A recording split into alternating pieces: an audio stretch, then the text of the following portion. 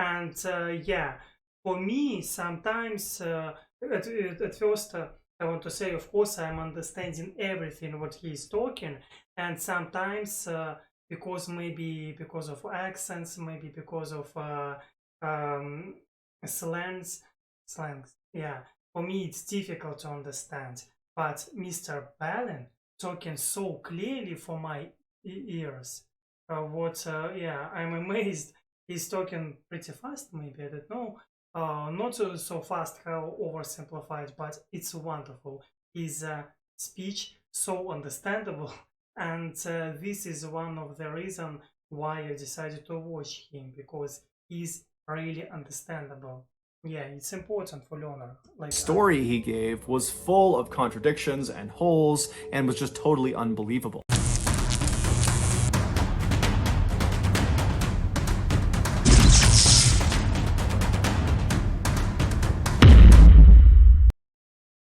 Hello, my dear friends. Hello. I'm Alex, and I study English. And today with you, we will watch another video, and this video will be in our playlist, my reactions to your recommendations. And yes, this video was recommended me by, can you guess whom? Yeah. Anyway, this video was recommended me by John Robert. Thank you very much for your recommendation, and yes, it will be in our playlist. Thank you, John Robert. Yeah, and I know some of you, because I'm reading your comments always, and yes, some of you don't like Mr. Ballen. Yeah, but if we have some recommendations, I'm trying to do reactions. Yeah, and yes, let's go. And you can support me. You can leave a like and subscribe to me. Appreciate it very much. And it's very important if you will support me on Patreon, or if you will help me in PayPal. Okay, let's go. I know what for me it will be interesting, because listening English speech always useful for me. And yes, let's go. Let's go. At the end of today's story, a lot of you are going to be shaking your head, wondering how in the world could they have missed that? But before we get into today's story, if you're a fan of the strange, dark, and mysterious delivered in story format, you've come to the right place, because that's all we do, and we upload 2 or 3 times every week. So if that's of interest to you, please offer to make the like button a sandwich of their choosing, but when you build it, make it between 2 very thin, stale, rye bread heels. Also, please... 2 very thin, stale rye bread heels. Also, please subscribe to our channel and turn on all notifications so you don't miss any of our weekly uploads. All right, let's get into today's story. Let's get into.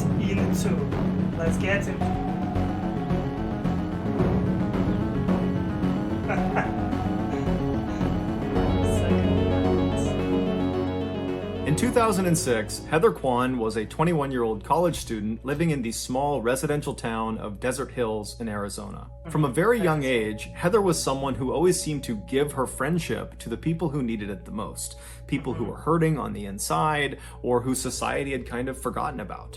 This is why when she was a teenager and a young adult, she would often spend her weekends volunteering her time with underprivileged children. It's also why she aspired to go to law school and become a defense lawyer, because she loved the idea of professionally helping people that desperately needed her help. She lived in a rental home with her boyfriend, who was 18 years old. His name was Ryan Waller, and amongst other things, he was a huge gun enthusiast and a student. That year, the couple had made plans to visit Ryan's father, Don, on Christmas Day, so on December 25th. But when the day came and Don had made dinner for the couple and was expecting them, they didn't show up. And so Don tried contacting both of them, but when he couldn't, he just had a bad feeling that something was off. It was just very uncharacteristic of them to just no-show. But instead of driving over to their property himself, Don just called the local police and asked them to do a welfare check. The police arrived at the house in Desert Hills, Arizona. They knocked on the door, but there was no answer. They looked in the windows and some lights were on, but it was mostly dark inside,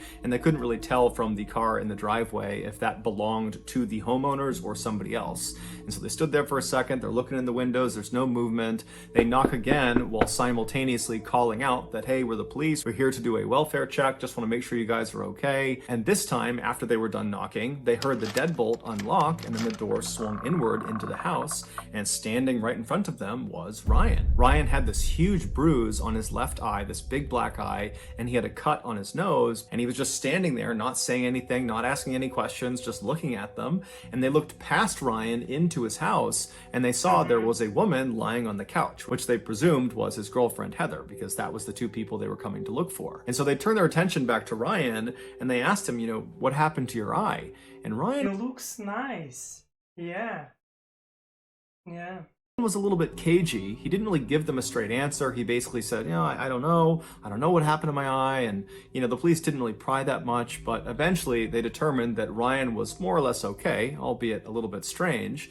And then they said, okay, well, who's the woman who's lying on the couch? Is that Heather? And Ryan, again, was kind of cagey and a little bit dismissive and said something along the lines of, oh, you know, she's just sleeping.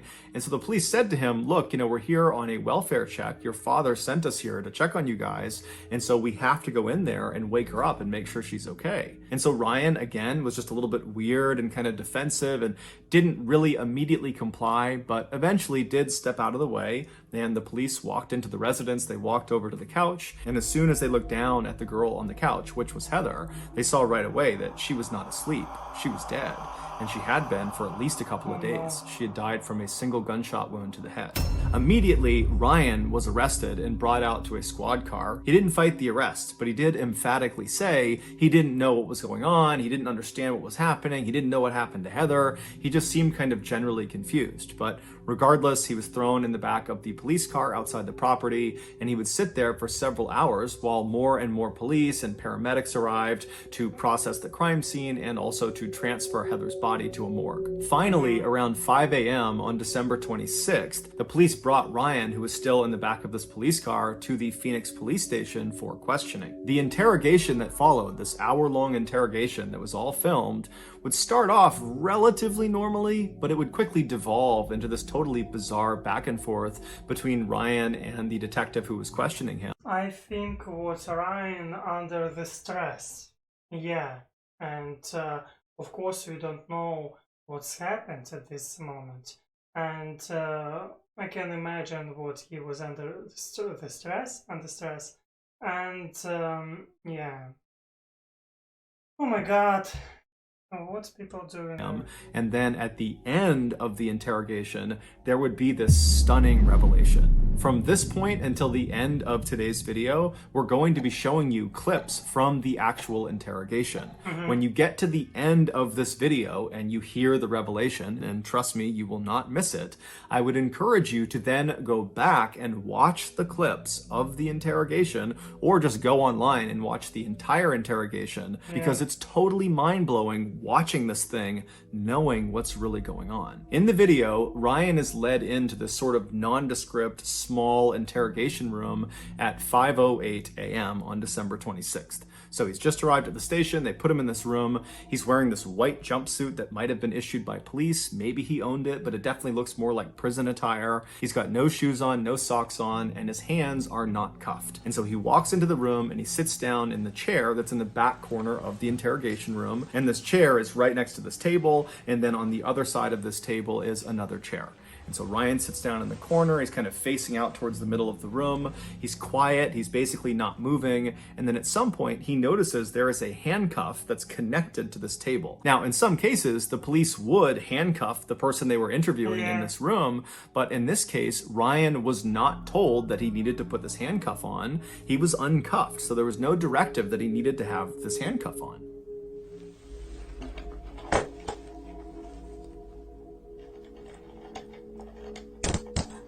He realized what he...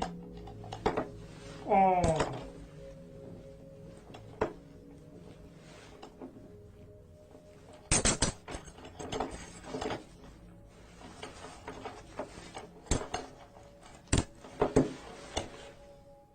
After handcuffing himself to this table, Ryan turns and puts his arms over this table and he lays down, puts his head in his arms, and he lays that way for about 5 minutes. Periodically, he makes a few groaning sounds, but for the most part, he's quiet.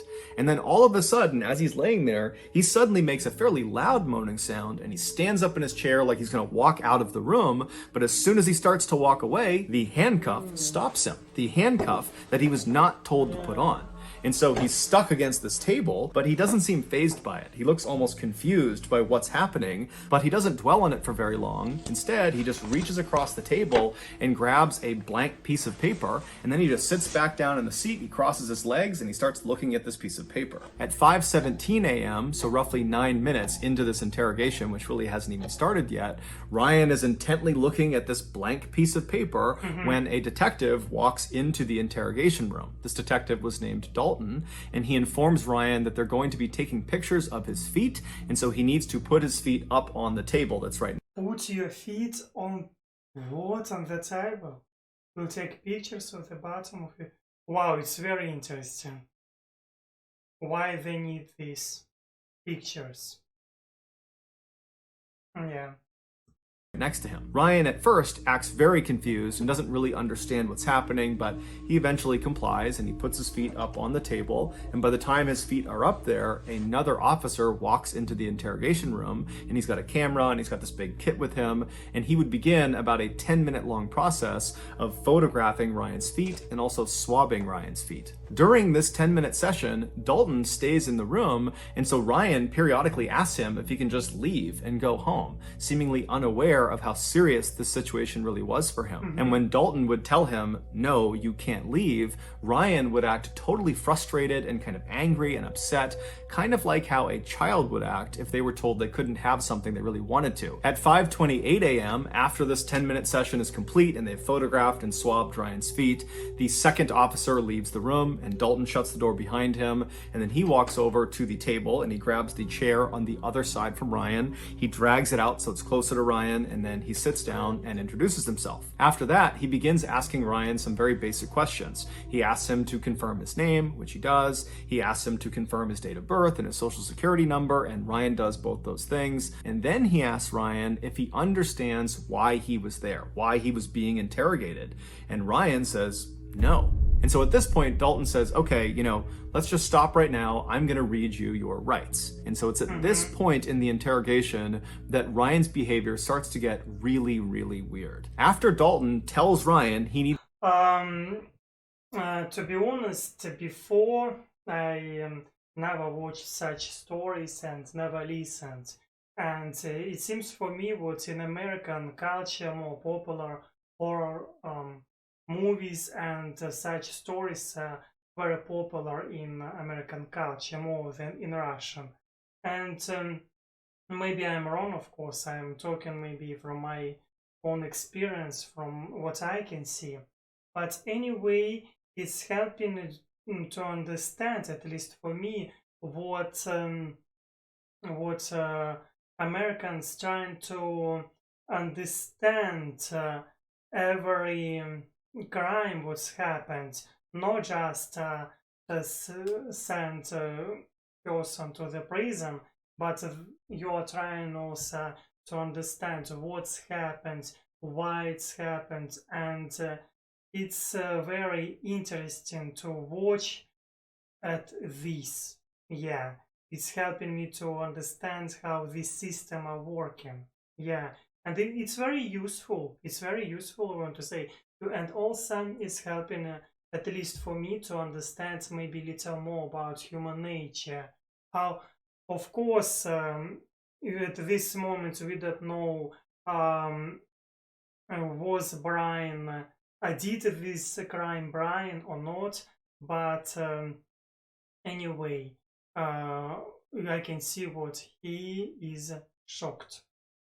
It's on the camera, yeah. Needs to read him his rights, you can see Ryan doesn't compute what he's saying. He's just kind of looking blankly, and Dalton seems to pick up on that, and so he tries to make it kind of lighthearted, and he says, hey Ryan, I'm gonna read you your rights like they do on TV, like on Cops and on Law and Order and CSI, any of those crime shows, they read people their rights. That's what I'm gonna do. You know what I'm talking about?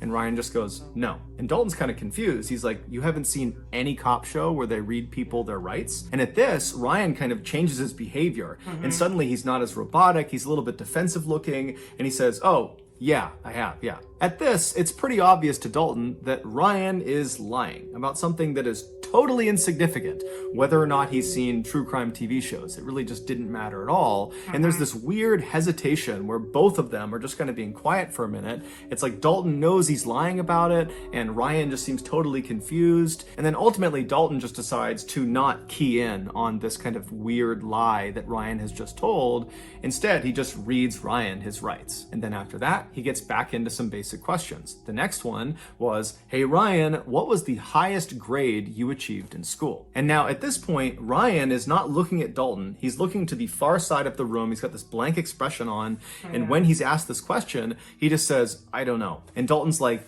you don't know what level grade you achieved in school? And Ryan says, no, I don't know. Eighth grade. So again, he's changed his answer fairly abruptly when he's challenged. And so Dalton is probably thinking to himself that he's lying again. But again, it's just kind of an insignificant thing, but it's building a pattern of mistrust here. It's hard for Dalton to believe that Ryan is going to be truthful if he can't even tell the truth about things that don't matter. But Dalton decides not to fixate on it. Instead, he asks a follow-up question based on the fact that Ryan has said 8th grade is the highest level he achieved. And so Dalton says, okay, well, did you get your GED? A GED is a high school diploma equivalent, and it's something you would get if you did not graduate high school. Yes, at least I can see how it looks. High school, okay. General education diploma. Wow. And since 8th grade is below high school, then Ryan clearly did not finish high school, and so it's a natural question to ask. The answer to this question is binary. You have a GED, you don't have a GED. But Ryan's answer is anything but binary. It's totally contradictory and weird, and it really begins to show a side of Ryan that just doesn't add up. He's acting totally weird. Do you have a GED? I don't know. I don't know what. I don't know. I don't know. I just want to go home. Oh, you're not going to go home right now.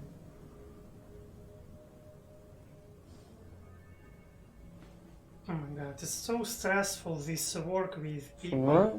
So what? What's the highest grade that you completed? B? No. Not grade as in letter grade. I'm asking, did you graduate high school? No.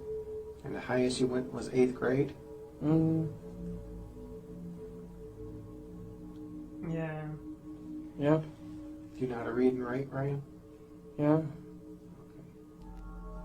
After the discussion about Ryan's education goes nowhere, Dalton again does not fixate on all the issues with his answers so far, and instead just kind of continues asking more questions. And so he begins to address Heather. He starts by asking Ryan if he has a girlfriend. Now, Dalton at this point would know that Heather, the girl who was deceased, was Ryan's girlfriend because the police were asked to do the initial welfare check on Ryan and Heather, the couple. Yeah. That's something that Dawn would have relayed to police. And so Dalton knows they have a relationship, but he wants Ryan to tell him he has a relationship with Heather. So again, he asks Ryan, do you have a girlfriend? And Ryan says no, which is a lie. But Dalton goes along with it and says, okay, well, do you know a girl named Heather? And Ryan would say, yes, I do. But his description of Heather was just completely inaccurate. He said Heather was a 16 or 17-year-old girl, even though she was actually 21. And he would say her last name was Kyman. He thought. He wasn't entirely sure. He said she has nicknames and she has different names she uses, but he believes it's Kyman, even though her last name was actually Kwan. Now, Dalton, of course, is aware of these discrepancies, but again, he does not fixate on them. He just keeps on asking more questions. Dalton asks Ryan, what happened to your face? You have this huge bruise on the left side of your face. What happened? At first, Ryan says he doesn't know. But when Dalton pressed him and kept asking more and more questions about his face and how it happened, Ryan eventually would begin to open up. What happened to your face? I don't know. You told the officer just a few minutes ago that someone hit you. Do you remember who hit you? I don't know. I think it was Heather.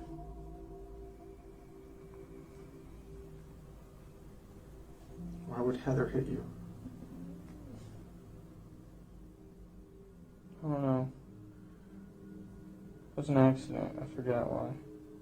Like the other police officers involved, Dalton believed already going into this interrogation that Ryan killed Heather, that the bruise on his face was from Heather fighting back before ultimately Ryan killed her.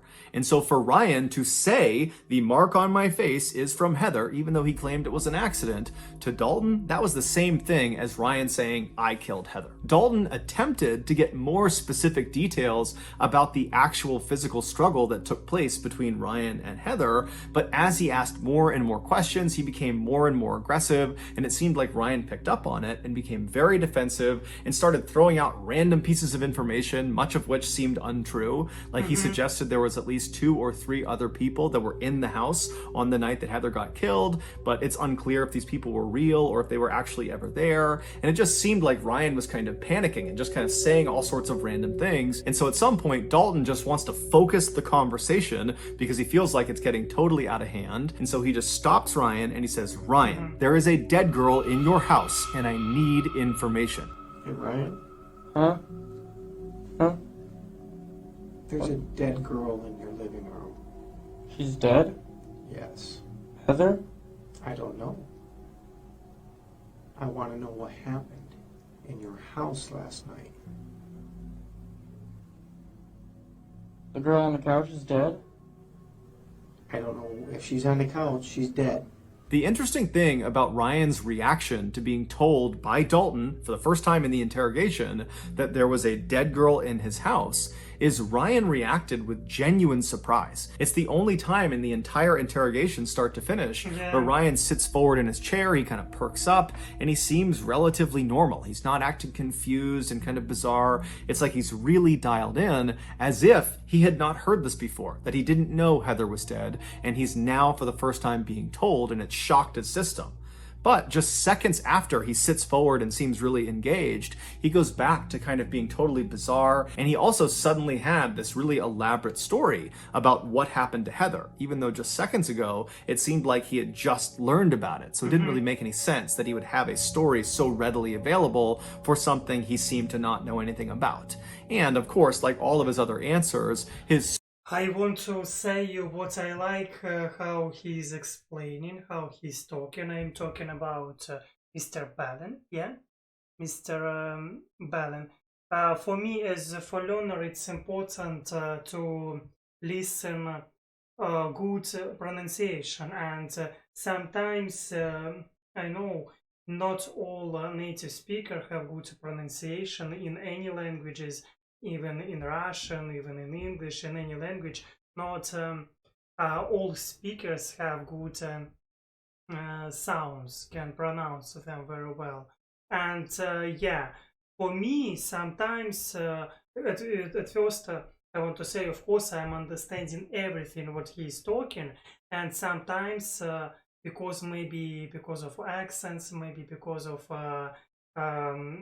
slangs, yeah, for me it's difficult to understand. But Mr. Ballen talking so clearly for my ears, yeah, I'm amazed. He's talking pretty fast, maybe, I don't know. Not so fast, how oversimplified, but it's wonderful. His speech so understandable, and this is one of the reasons why I decided to watch him, because he's really understandable. Yeah, it's important for learner. Like story he gave was full of contradictions and holes and was just totally unbelievable. Well, these people came over, Richie and his dad, with shoot and arrow, bow and darts. You know what I'm talking about? Yeah. They hit me and her with those. That's it. They hit you and they hit you? Yeah. Now it's Richie that hit you, not Heather? No, Richie and his dad. Richie and his dad. They hit you. Yes. Why? Because they're trying to get their stuff. I don't know why. And they had some kind of bow and arrows? Mm-hmm. They each had 2 revolvers and they didn't let off any shells. Okay, you just said they had bow and arrows. Now they have revolvers? That's what I meant. They had revolvers. They have revolvers. Yes. And then what happened? And then they shot us with those. Following this exchange, Ryan would change his story again and would say, actually, they didn't shoot me, they just shot Heather, they put me in a sleeper hold. But when Dalton asked him, what do you mean sleeper hold? Ryan said, oh, I don't know what a sleeper hold is. And then eventually, Ryan would actually just ditch the sleeper hold narrative and go back to the Richie and his father, they came in and they shot both of us. At this point, Ryan's story has become so convoluted and it's changed so many times that it's just totally unbelievable. And so Dalton, who was doing his best to kind of go along with Ryan's story, at this point just can't even pretend anymore. He cannot pretend that he's following the story. It doesn't make any sense. You're telling me you're all over the board here, number one. You're saying bows and arrows, you're saying revolvers, and you're saying some other thing, and you're saying they shot you in the eye. Eye? Okay? They shot you with a revolver in your eye. Yes. What? And that's Is it a BB gun? No, it was a real gun, man. It was just a If revolver. they shot you in the eye with a revolver, you wouldn't be talking to me right now. How do you know? It was most likely you'd be dead. That's what I thought too, man. I really don't know. So you got shot first, Uh-huh. and what happened? Did you fall to the ground? Yeah, I was trying to get up and I couldn't. I don't Okay. know. And then she got shot? Mm-hmm. What did you do? Nothing. Did you call 911? Uh-uh. Did you see if she was alive? She was sleeping still, and that's it. I just let her sleep. She got shot in the side of the face and you let her sleep? Yes. This does not make sense, Ryan. After this exchange, Dalton just goes full bad cop on Ryan, openly accusing him of shooting and killing Heather, and Ryan just continues to say he doesn't know anything, that he didn't do it, and his answers are just totally nonsensical and contradictory, and nothing is making sense. And so finally, at 5:52 a.m., roughly 45 minutes into this interrogation, Dalton is just at a loss. He does not know how to handle Ryan, because even though he really believes he did it, nothing Ryan has said has incriminated him, because nothing Ryan has said makes any sense. And so he's sitting there kind of thinking what he's going to do next, and then Dalton notices something. He notices something on Ryan's face. And he tells Ryan to come closer. He needs to look at it. Let me see your nose. Put your legs down. Put your legs down. Bring your face closer. Oh, my head hurts. Okay. Yeah, be right back.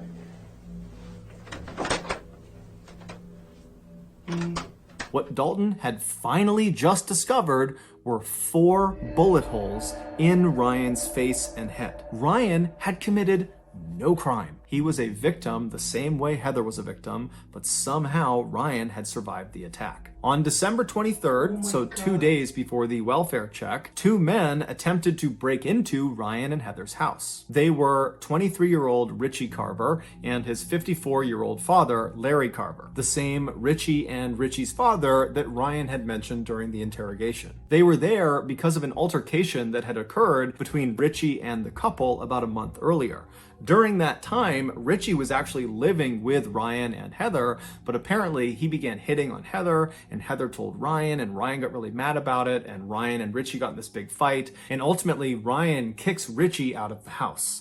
Now, this totally infuriates Richie and is very embarrassing for Richie, and so right away, he begins plotting his revenge. And so on December 23rd, Richie and his father, they were there to carry out this revenge plot. When the father and son got to the back of Ryan and Heather's house, Ryan Ryan saw them at the back door through the glass door that was near their kitchen, and he ran over to try to stop them from getting inside. But Richie and Larry managed to barely get open the door, and Richie reached in with his hand, which was carrying a gun, and he shot Ryan point blank twice in the face. The first bullet went in through his nose and then out the other side of his nose. Oh, stop.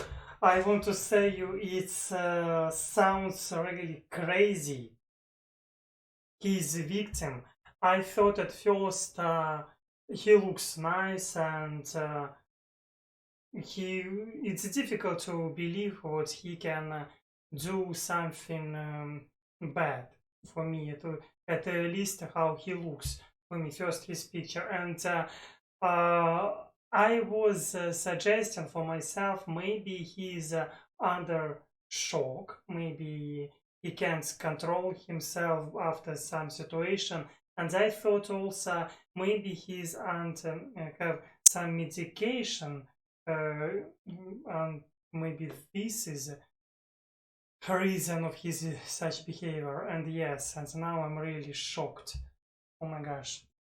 So that's the first 2 bullet holes, and then that bullet traveled back into his head through his left eye into his brain, where it got lodged. And along with the bullet, 6 pieces of his skull that broke off from this bullet went inside of his brain as well. So that's the first 3 bullet holes. And then the second bullet that was fired into Ryan's head hit the side of his head. It did not penetrate into his skull, so the bullet didn't lodge anywhere inside of his brain.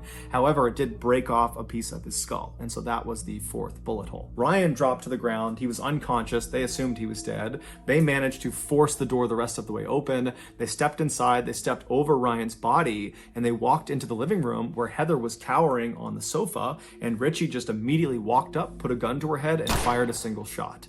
After she had fallen to the ground, the 2 men stole some things in the house and then fled the scene. They would ultimately get caught, and they're both currently serving life sentences. It's believed Heather died instantly from her gunshot wound, but Ryan didn't. At some point, maybe a couple of hours after he was shot, he woke up, but he had severe brain damage and he wouldn't have known what was going on. He didn't really know what happened, and he saw his girlfriend Heather lying on the couch, but he thought she was just sleeping, and so he too went to his bedroom and he fell asleep. But the next morning, he woke up and he still would have had no idea what was going on, and he spent the day on the 24th just kind of wandering around his house with his girlfriend lying dead on the couch. And so after a full day of just kind of mindlessly walking around his house, he went... Yeah, poor boy. And he's a victim, and it's really sad what sometimes it is happening, and oh my gosh. Back to bed, and then he got up on Christmas Day on the 25th and spent another day just kind of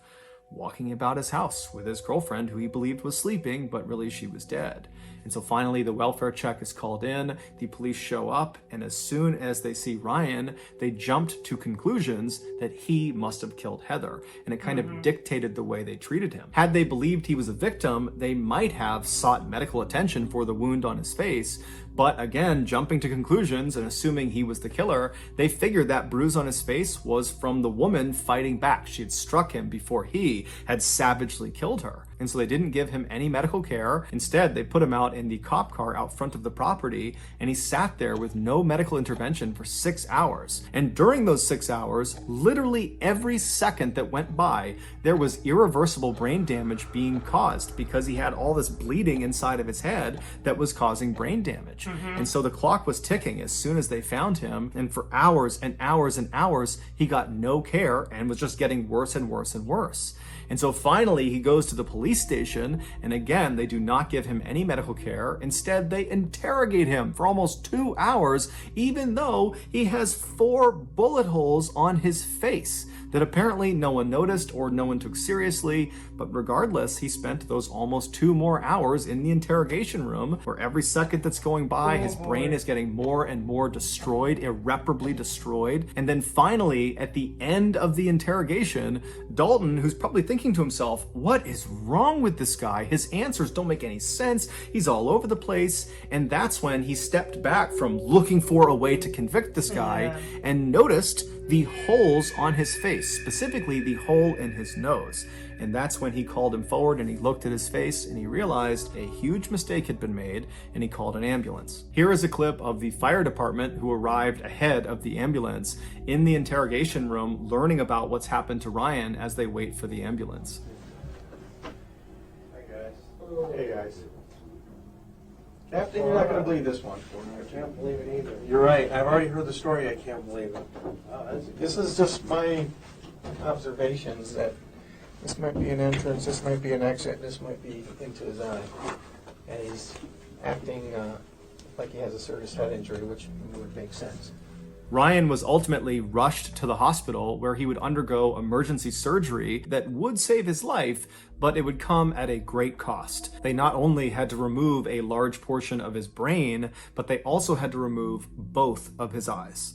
Now, it should be noted that at least one other source says he only had his left eye removed, but regardless, after this surgery, Ryan was no longer independent. He had so much brain damage, he couldn't take care of himself, and so he had to move back in with his parents, who became his full-time caretakers. And then 10 years later, Ryan would die from a seizure that was directly connected to the injuries he sustained from that attack, and it's connected to the lack of care he received in those first critical 8 hours after the police found him. The Phoenix Police Department, after this mishandling of Ryan's case went public, they did an internal investigation, but no one was ever disciplined, at least not publicly. As for Ryan's family, they certainly could have filed a lawsuit against the Phoenix Police Department, but they chose not to. They said the only thing we want is our son back, and a lawsuit will not give us that. So that's going to do it, guys. If you got something out of today's episode and you haven't done this already, please offer to make the like button a sandwich of the... Yeah, I want to say you what this story,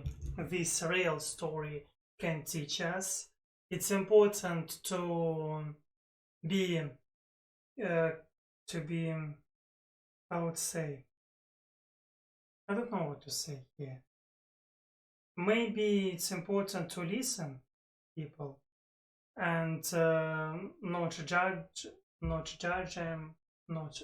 them for the first look. I mean, yeah, it's important. Try to listen them, and yes, of course, it's easy to make some decisions and conclusions after some which, oh my gosh, I don't know what to say. Sorry for my bad speech today. But anyway, it was quite useful for me and for my English, and not only English. This story can teach me what we should listen to each other, and especially in such a difficult situation, bad events, and etc. And yes, your opinion will be very interesting for me, and that's why you can leave your comments. I will be glad to read them, and yes, you can also support me, leave a like and subscribe to me, and you can be my Patreon, and also you can help me in PayPal. Sorry for my speech today. I'm talking maybe really bad, especially then. But anyway, I'm happy what I watched this today with you. And yes, also I want to say thank you for this recommendation to John Robert. Thank you very much. And yeah, of course, this story is shocking. And yes, but anyway, I want to say thank you. And as always, see you next time.